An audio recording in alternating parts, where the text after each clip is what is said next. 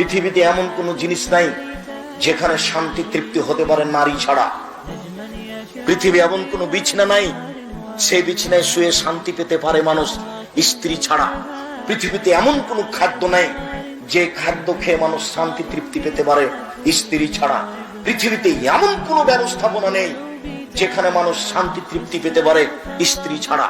স্ত্রী হচ্ছে পৃথিবীতে আল্লাহর পক্ষ থেকে দেওয়া শান্তি তৃপ্তির ব্যতিক্রম জিনিস। আল্লাহ তাআলা বলছেন অমিন আইতিহান খালাকালাকুম মিন আনফুসিকুম আজওয়াজান লিতাসকুনু ইলাইহা, পৃথিবীর মানুষ আমি তোমাদের পক্ষ থেকে তোমাদের স্ত্রীদেরকে সৃষ্টি করেছি যাতে করে তোমরা সেখানে শান্তি তৃপ্তি পেতে পারো।